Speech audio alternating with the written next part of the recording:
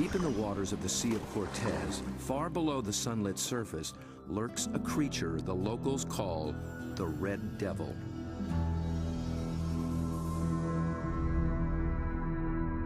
It is armed and dangerous. Its writhing limbs come equipped with 1,000 suckers, each full of flesh-tearing teeth. These devils come in the dark of night, rising from the abyss to within a few hundred feet of the surface. They are large, aggressive, in-your-face squid called the Humboldt. They're one of the most formidable predators in the ocean, and almost nothing is known about them.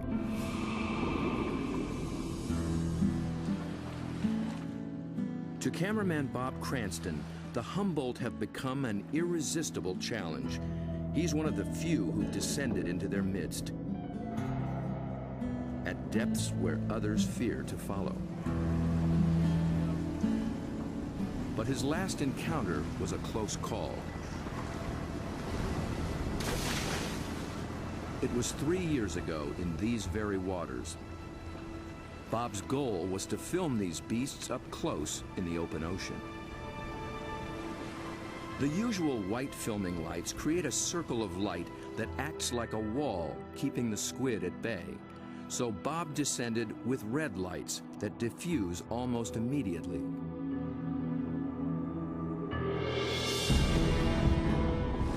Suddenly, the squid were too close. For an instant, it seemed they would tear him apart.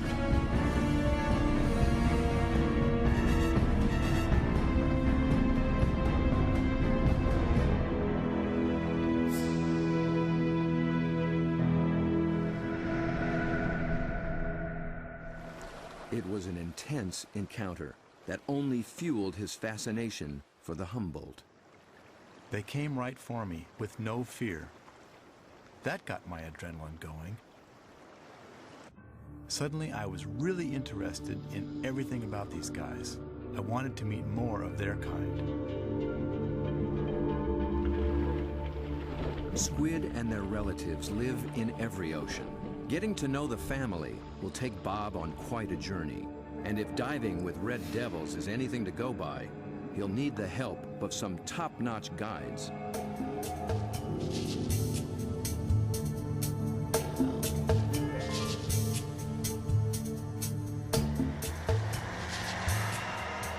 Bob begins his quest far to the north in the dark, cold waters of the Pacific Northwest.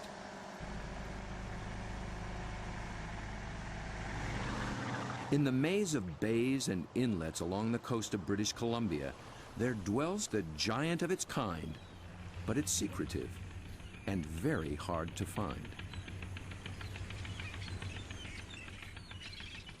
Bob's asked Dr. Peter Ward for help. Peter is a paleontologist and an expert on the origins of this creature. He has decades of experience in these waters, and there's no substitute for local knowledge. So Bob, I got some maps of the underwater area we're going to go see tomorrow. Cool. And the nice thing about this, these are really high quality side scan sonars, and they give images in great detail. From these, we can pick out caves or dens, really, where the creatures that we seek can be found. Face to face with my camera. Whatever. Bob's been filming underwater for more than 30 years. He's one of the best at very difficult diving. It's a rebreather, a closed circuit rebreather. The CO carbon dioxide is pulled out, add a little oxygen, it comes back and you breathe it. Same as the guys who walked on the moon. Fantastic. It's really cool. I can stay down there with the creatures and film them for as long as I can stand the cold. The water registers 47 degrees. Without a dry suit, a diver could slip into unconsciousness from the cold in just half an hour. Waterproof zipper. Same zipper they use in spacesuits. Only in a spacesuit, I think they pressurize it. In this suit, you get vacuum packed. Get all these fancy lights. I think that one means low. Getting a little warm. Gotta get in the water soon.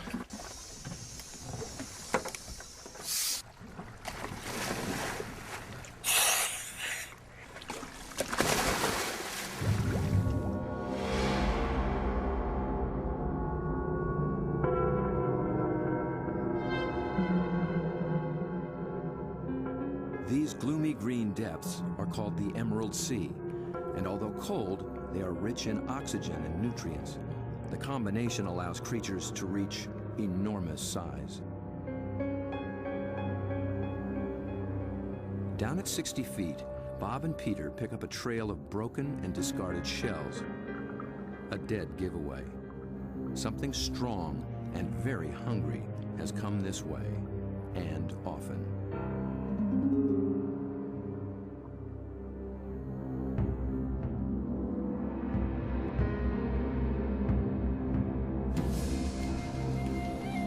The crab should show more caution.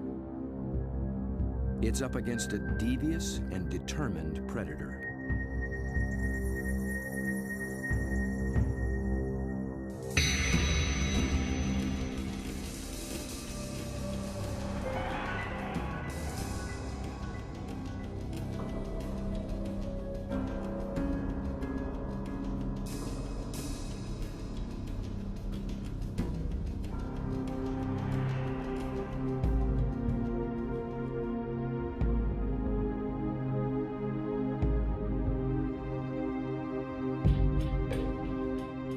As Bob approaches, his quarry appears to have found him.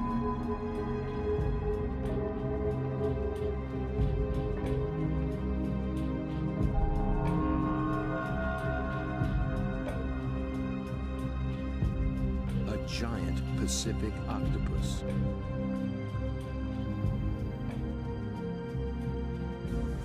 Eight arms of sinewy muscle lined with grasping suckers reach out and gently explore the strange intruder.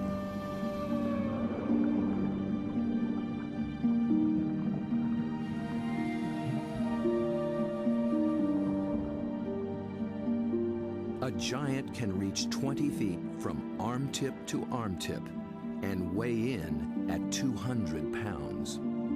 It's the largest octopus in the great clan called the cephalopods, the group that unites the octopus and squid. It's an ancient tribe, the first large predators in the sea. To this curious female, we're a brand new species.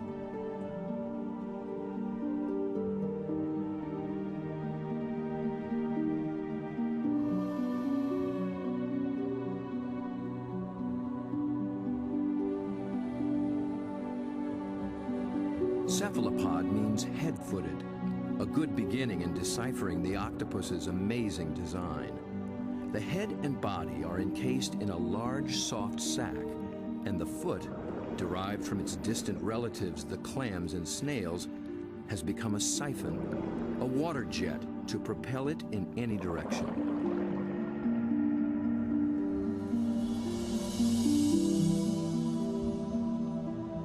A long time ago, its ancestors were a shell, but the octopus has given that up.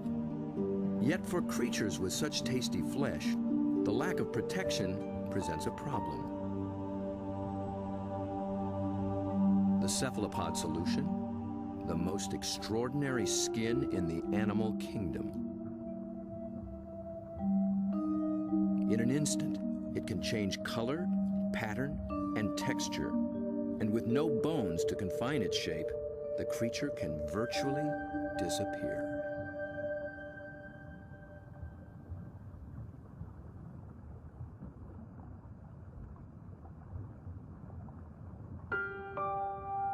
Another female lies sequestered in her den, tending to her brood of eggs.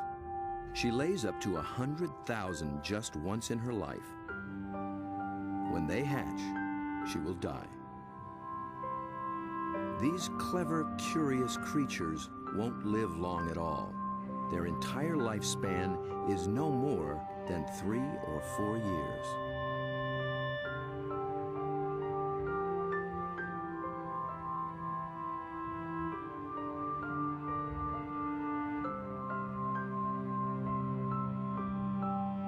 The transparent babies are no bigger than a grain of rice, but within a year, they'll be giants.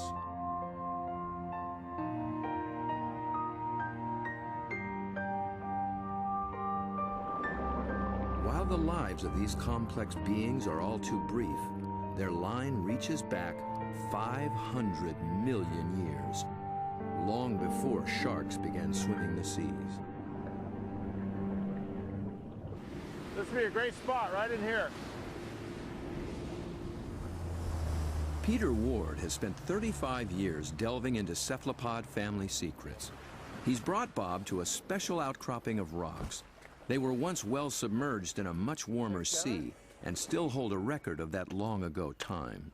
Fossils are found in these rocks, fossils of relatives of the octopus, actually. They're called ammonites. And how old are they? 80 million years in age. 80 million years. That's true. That is old. Back in those days, cephalopods made beautiful curved shells. If you dig long enough and hard enough, you can find some beautiful stuff. This is an ammonite. It's a fossil that is actually the direct ancestor of octopus.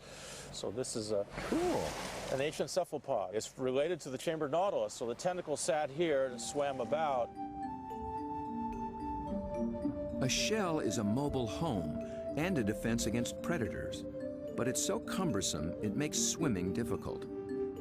Of the almost 1,000 kinds of cephalopods alive today, only the nautilus still wears one.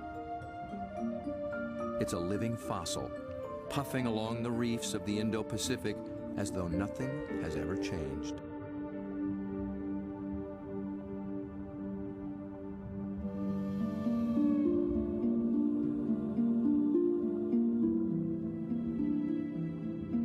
Bob returns for one last dive with the octopus.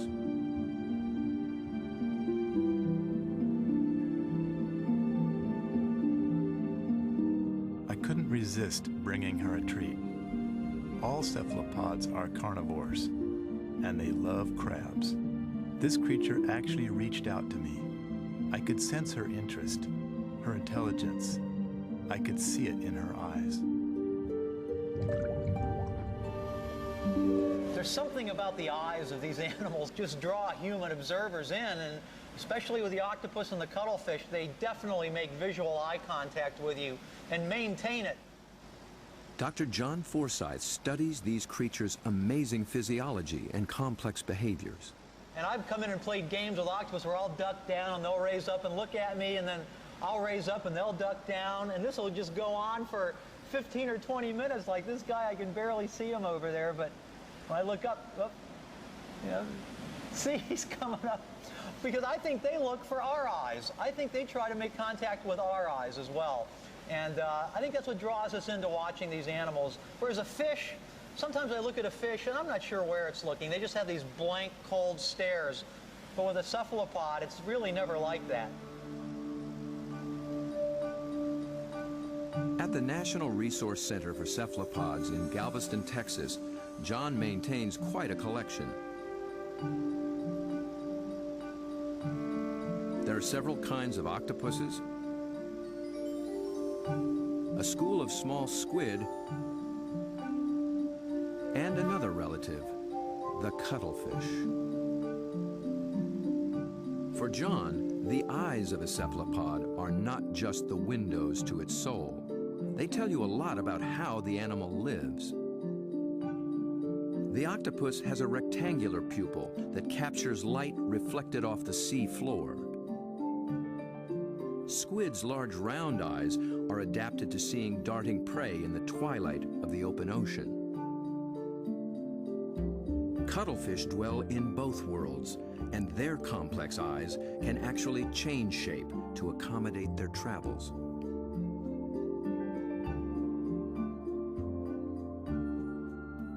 But it's not in their eerie eyes that cephalopods reveal their inner feelings. It's in their remarkable skin. Millions of tiny sacs of pigment, called chromatophores, dot their skin, each controlled by minute muscles. With a little flexing, a cephalopod can flash with rippling bands of color.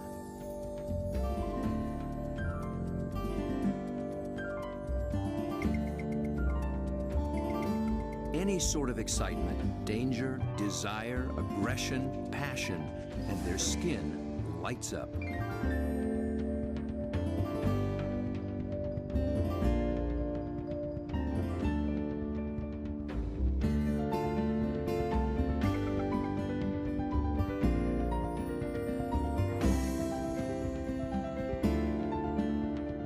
For creatures with no vocal abilities at all, this is the way they communicate, in a language of light and color.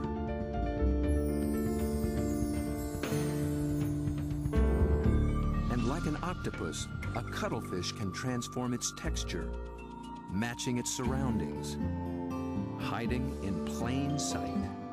Given their camouflage capabilities, it's no wonder we're still learning just how many kinds there are.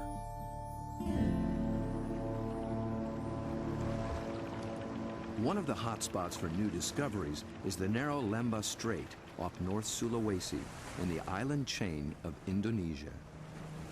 It's a pretty scenic spot. It's joint, isn't it? John and Bob have come here looking for new species of cephalopods.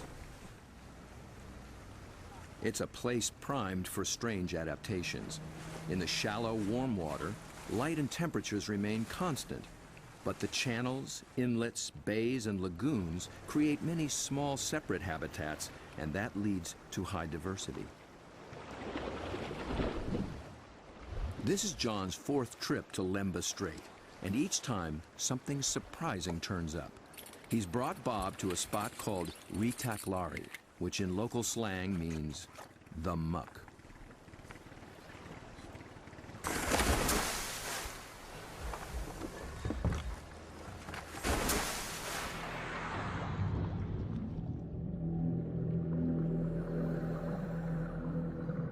At first glance, it's a vast, flat disappointment.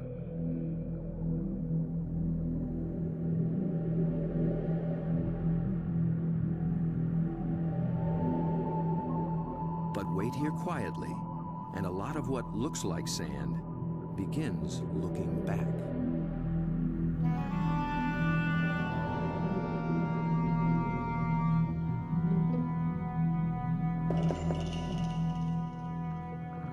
From the still of the muck to the roaring straits, a lot of effort goes into not standing out.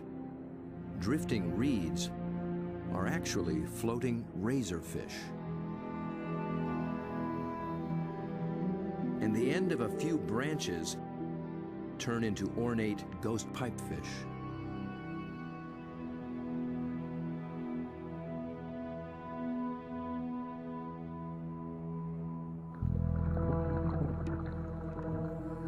Out in the high-speed tides and swirling eddies, fish work hard to keep their footing, digging into the bottom with spine-like fins.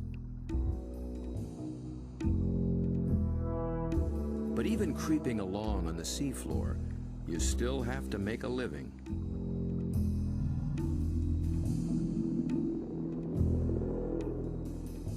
A harmless-looking weed rolling in the current is a hairy frogfish trolling for a meal.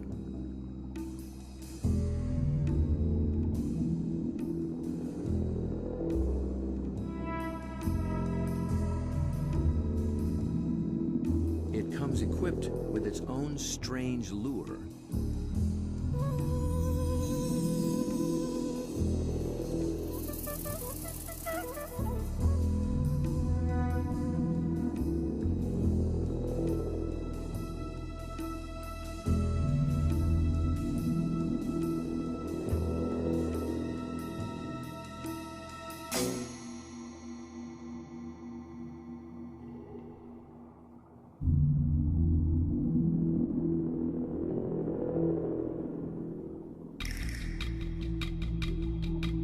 The sand offers the best retreat, but the crab has already been spotted.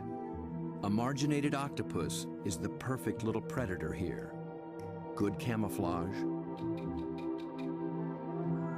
good eyesight,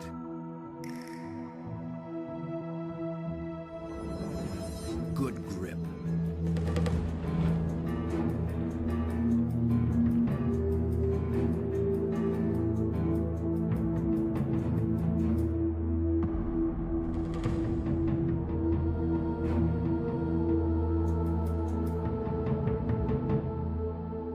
soft-bodied octopus has one more weapon up its sleeve to subdue the crab's claws: venom. It finds a chink in the crab's armor, injects a neurotoxin, and the struggle is over.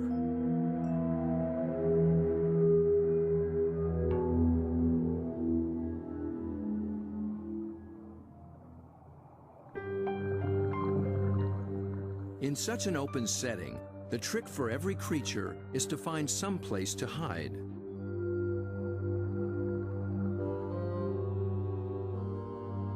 An octopus fits in just about anywhere, and John finds one tucked into a piece of discarded pipe.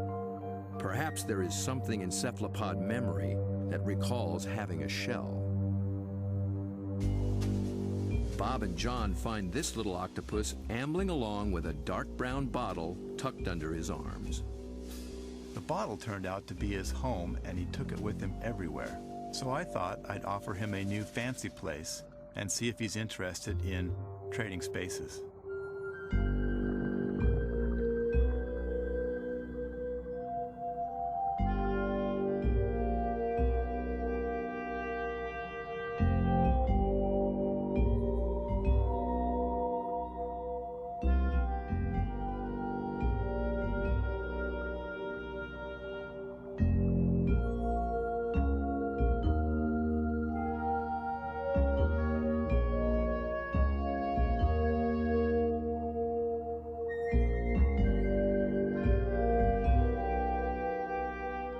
I began to worry he might get confused by this clear glass and wouldn't remember how to get back out. But after a few minutes, he slipped through the opening and went straight back to his old brown bottle. He'd made his choice. I think the clear glass was a little too bright, and besides, there's no place like home, especially when you can take it with you.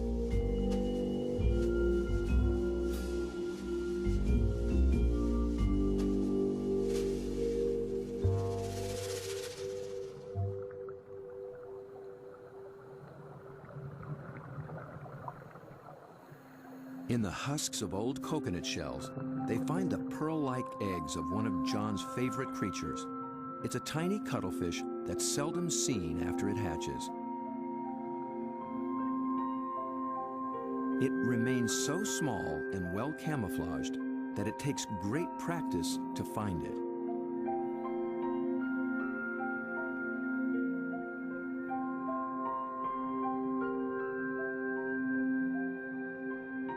Down on the sea floor, it appears to walk across the bright stones, its rippling colors blending in and standing out. It's called the flamboyant. The flamboyant cuttlefish is really in a class by itself, even among cephalopods in a lot of ways. First of all, the vibrant, dynamic, bright colors, the brilliant yellows, the magentas, the pinks and browns. It adds on top of that these passing clouds of color as it's stalking, looking for prey. And of course that's happening in living skin.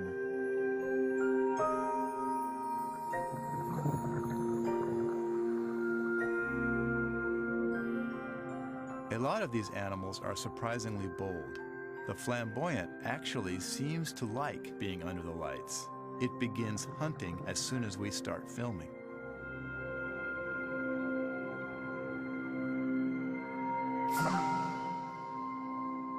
My video lights attract little shrimp and crustaceans. Perhaps the cuttlefish can even see better in the lights as well.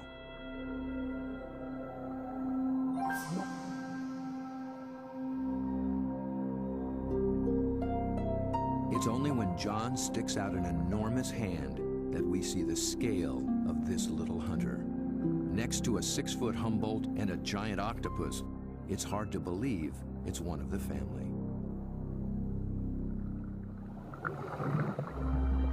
Not far away, a small octopus has been eyeing the scene. John reaches out for a better look. Every time I touch one of these animals, I'm not gripping it or holding it. My intention is never to frighten the animal in any way.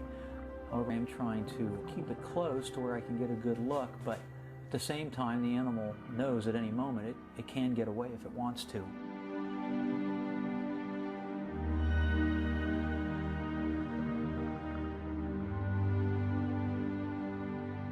This octopus gets away all too soon. John thinks it may be a brand new species never seen before.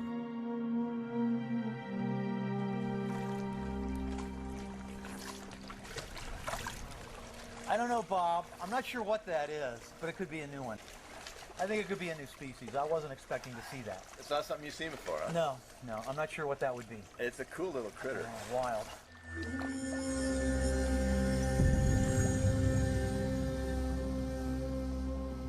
The waters of Sulawesi are full of new discoveries, and one is an octopus designed with a special brand of disguise.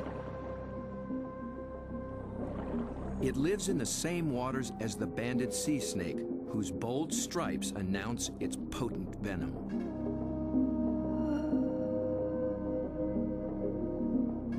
These are banded arms that can make the same impression. When disturbed, the octopus flashes and intensifies the stripes, becoming a sea serpent, coiled and deadly.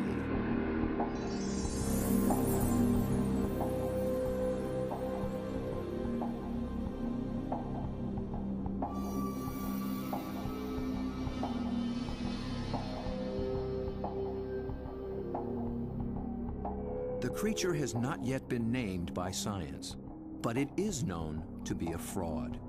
It's a shy nocturnal octopus, and unlike the snake, its venom is virtually harmless. Its stripes are simply a ruse to intimidate would-be predators.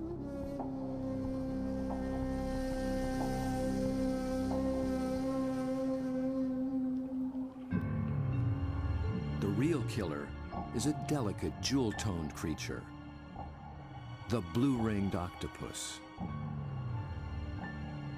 The flashing blue neon is no false alarm. Its poison can immobilize every muscle in the human body. There is no antidote. But all it's really after is a crab.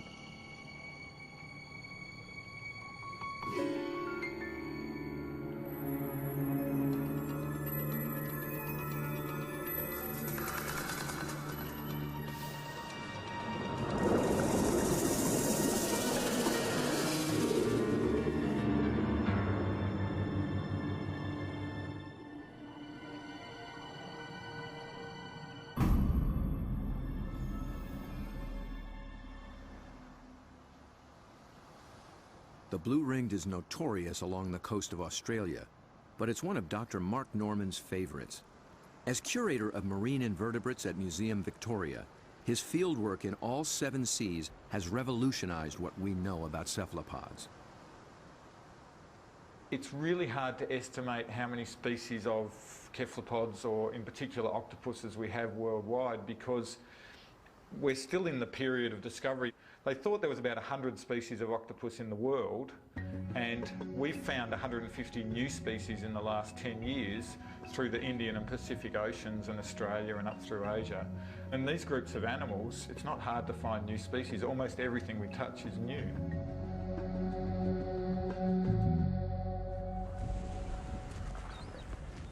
Bob wants to get close to the blue ring in the wild. So Mark, this is a shortcut to the beach? Yep, it's a great place to collect crabs. Through the graveyard, eh? Yep. So are these the bodies of the people who have been bitten by blue-ring octopus? No, very few people have died from blue ring bites. He's more likely to have died choking to death on his calamari meal at the local pub. So this is where the crabs live. Yep, they hide up here at low tide under the rocks.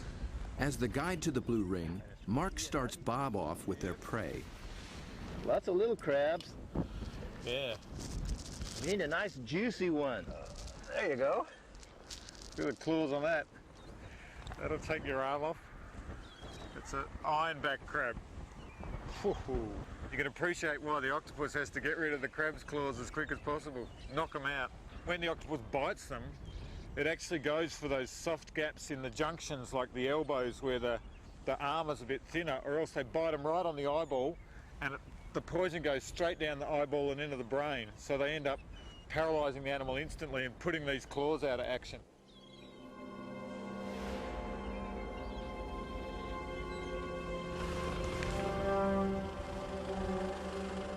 The dive begins after dark, when blue rings are most active.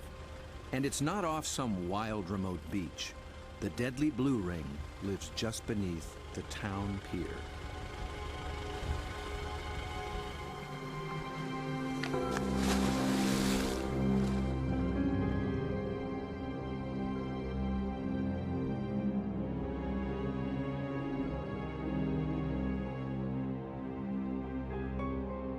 Blue ring octopus are an extremely venomous animal, and if I was to be bitten, I would probably be dead within 3 minutes. Your body would start stiffening up and you'd lose the capacity to breathe, you'd lose the capacity to wave or walk or run away, you'd run out of oxygen and you'd suffocate. But these little animals are really shy, really secretive, and the last thing they want to do is attack humans. They don't eat humans, they don't drag people out of their cars and drag them down the beach. They just feed on crabs. But tonight, not even a crab could catch its attention. This is a male, and he's just found a female. 2 wild blue rings are preparing to mate.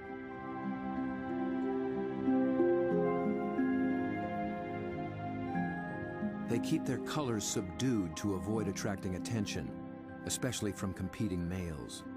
No flashing their electric blue. A temporary aquarium helps Bob film what happens next. After a few minutes of courtship, the male gently slips a special arm into the female's gill slit. He's depositing a packet of sperm, which she will use later to fertilize her eggs.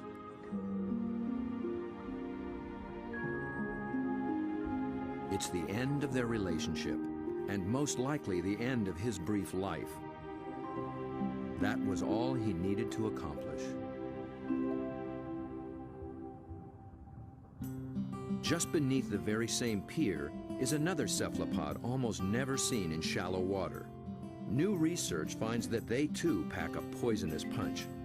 But their bright little stripes have earned them a harmless nickname, the pajama squid. I think these cephalopods are the closest to the cartoon characters. Their little black and white suits and their little frilly lashes behind their eyes and the yellow on the top of the eyes, they're just straight out of a comic book.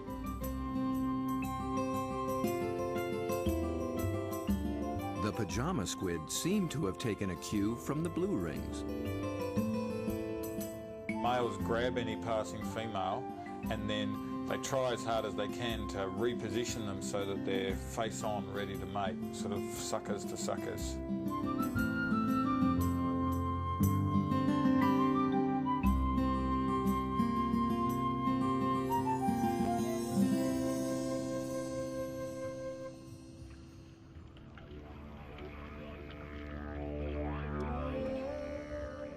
The mating season is also picking up off Australia's southwestern coast.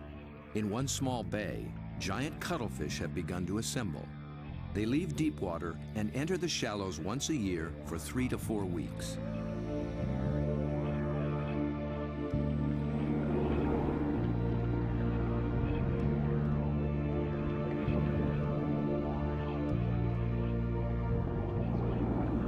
The males are 3 feet and massive, with 8 flowing arms and 1 all-consuming purpose. A much smaller female takes refuge in the rocks.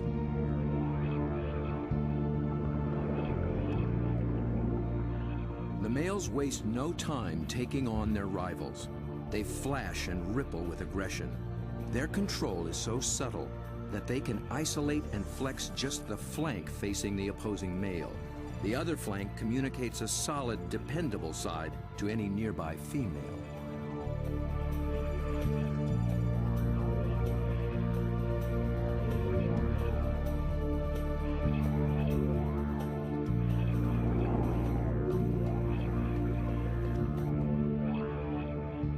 one male has claimed her and takes possession. He'll guard her now, keeping her beneath him until she is ready to lay her eggs. Jules, you around here somewhere? Bob is heading for this far-flung coast, but before diving with these giants, he needs to brush up on the subtleties of cuttlefish communication. This is a crazy place to meet a scientist. Julian Finn is a leading expert on the intense social dynamics of the cuttlefish. He comes to this junkyard to scrounge up special equipment for an interesting experiment. Hey, Jules. Over here, Bob. Oh, okay. Oh, there you go. Yeah, it's You into lots old of stuff. cars? Oh yeah, I love them. I've got a number of old cars and plenty of treasures in this place. Cuttlefish Well, speak it's a visual some kind of language, place, huh? Yeah, for and sure. Julian Where do you go? wants in on the conversation. Old cars, but also got a few ideas about making something to use on these cuttlefish in Whyalla, trying to get a bit of a different shot. So Looks like junk to me. Meanwhile, the cuttlefish continue to gather.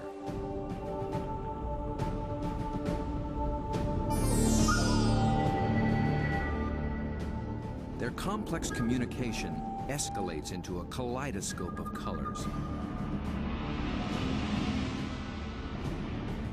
Opponents toss each other in the rolling tide, and things start getting rough.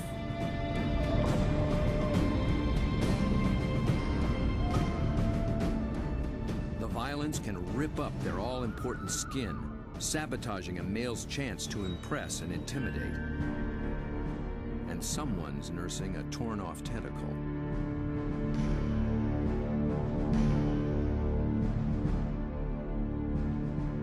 In a temporary standoff, a large male guards his female from two other heavyweights, while a little male, too small to take seriously, hovers on the sidelines.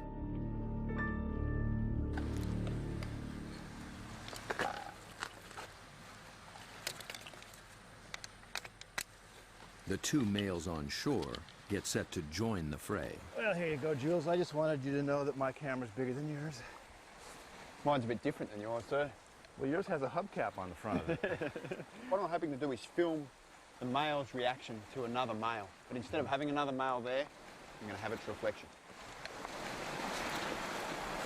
It's when males are the same size that trouble starts, and Julian will present one with its very own reflection.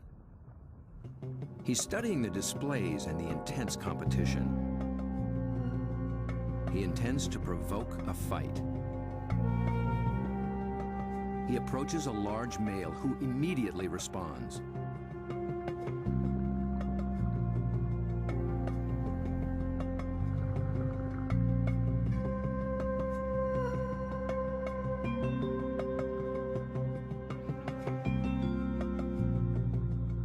The cuttlefish becomes increasingly absorbed with his own image, but instead of a conflict, the story takes a surprising turn. The small, unimpressive male has sneaked in and begun mating with the unguarded female. He's not signaled, nor flashed, nor dazzled. He simply grabbed the female for his own, making every attempt to look as much like her as possible.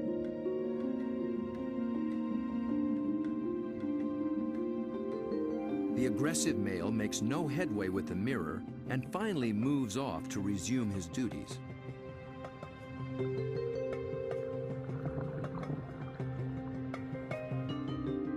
But he's still distracted, still flashing, and doesn't recognize that his female is mating right under his nose. The little male looks so like another female, he doesn't see the threat.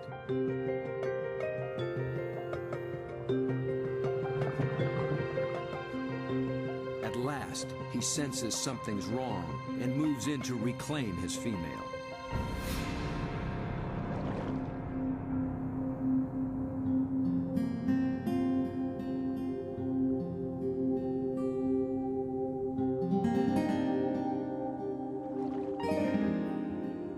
To re-establish their relationship, he presents her with the gift of a crab.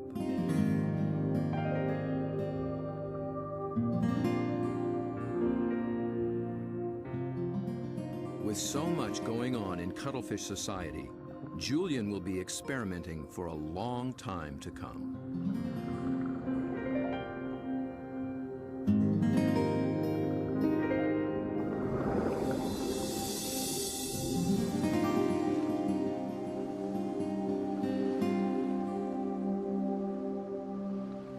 Julian's attempt to interact with the cuttlefish and crack their code has given Bob a daring but dangerous idea. Deep in the waters of Mexico, the mighty Humboldt squid flash their own mysterious signals, and Bob is determined to dive with them again. He intends to engage these aggressive predators by imitating their behavior with a display all his own.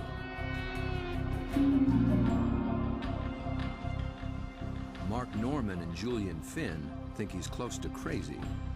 Sure, you've got the blue-ring octopus that can kill you within a few minutes with the poison, yet there's something scarier about a squid that can rip off your flesh and tear out your throat, so to speak. I think you'd be really sensible to work with shark cages with those animals, because the stories I've heard are these massive animals that will effectively skeletonise a cow in a minute because they're such voracious predators. Bob Cranston has no intention of taking this advice. His whole goal is to interact with these squid on their terms, in their world.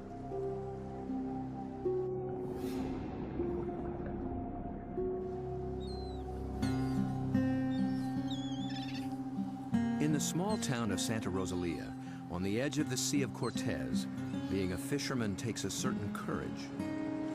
Lose people, every other year somebody dies. I had a friend that they found floating in the ocean last year. It's lucky they found him because they're carnivorous. They'll eat you. I mean, they will eat you. The squid will eat you. The squid will eat you. If you fall into the ocean, they'll get you with their tentacles. You'll drown, and then they'll, all the rest of them will just eat you.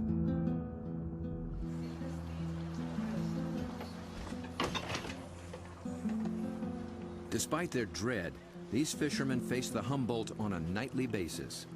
Bob will need their help if he hopes to find when and where the squid are rising.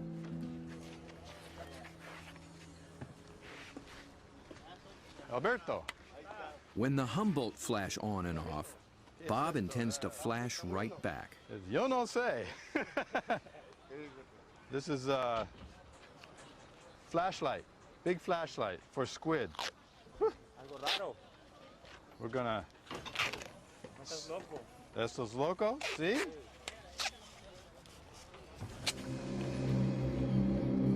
Bob knows perhaps better than anyone just what Humboldt are capable of.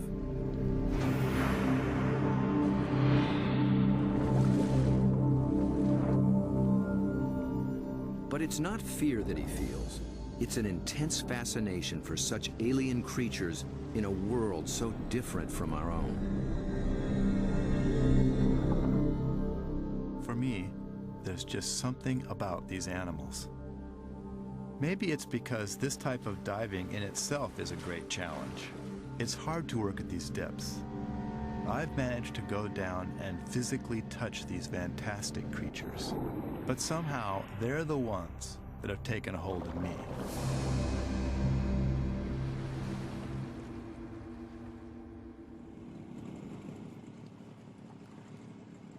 He's 12 miles from shore.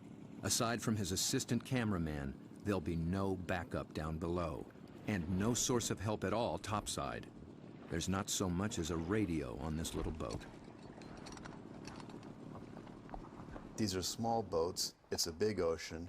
There's a language barrier between me and the fishermen who think I'm crazy to dive in the water anyway. If I disappear and drift away from this boat, the fishermen will just think the squid ate me and they won't even bother coming to look for me. Yet Bob has confidence in his own experience and in his plan. I've made up this light tube and filled it with strobe lights. The idea is that the Humboldt squid flash for communications. They flash at each other, they flash at the divers, and so I hope to elicit some kind of a reaction from these animals with this light tube.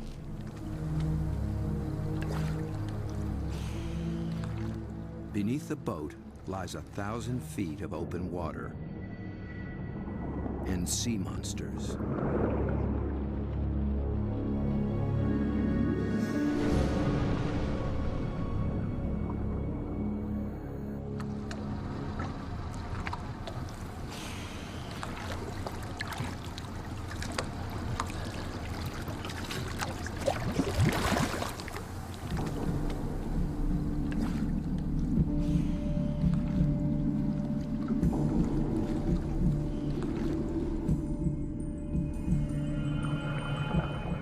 Descends, his homemade lightsaber a beacon in the utter darkness.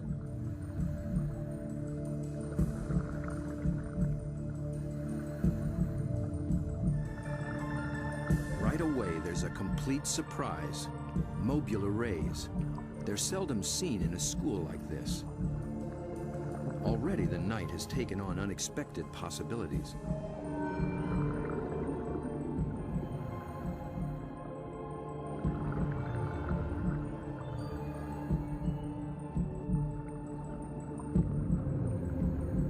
With his depth gauge reading 150 feet, Bob figures he's in squid waters. He powers up.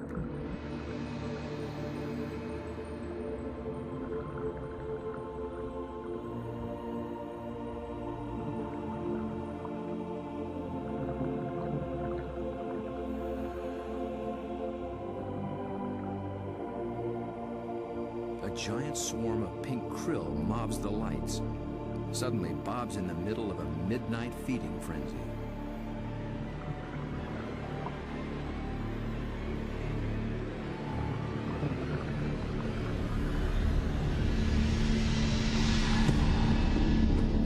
Then, rocketing up from below, Humboldt squid.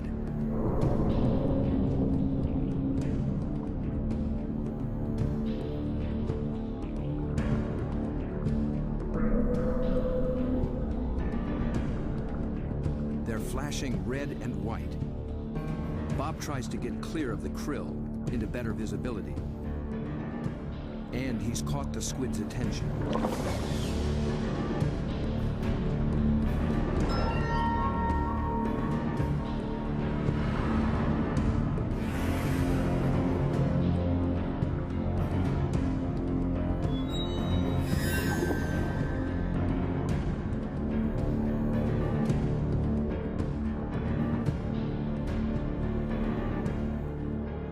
Transfixed by this enormous eye up from the deep. I can sense this creature thinking, but I can't imagine what.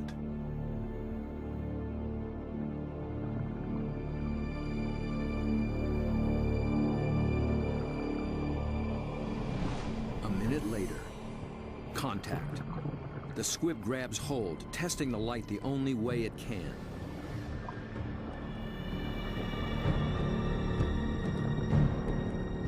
The feel of hard plastic must come as a surprise, and it circles me as though curious. Then, it comes back for more. This time, the aggression is gone. It just seems interested. Amazing.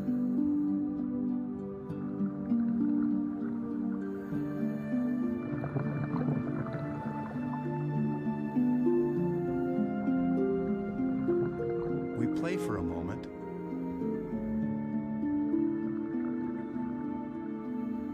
Then suddenly, it's over.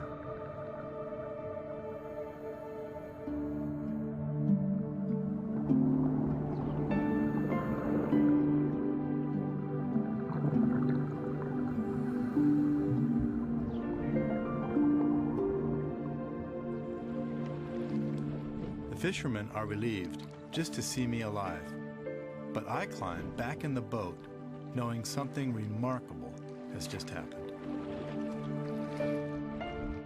I danced with the devil down in the deep, and I'm already thinking about the next dive.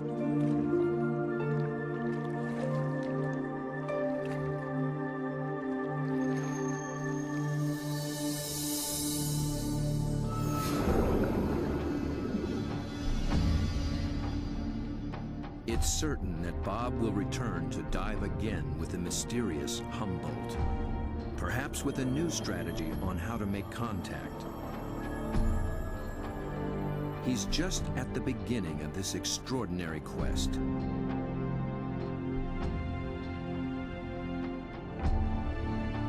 But who will he meet next time in the waters below? Friend or foe?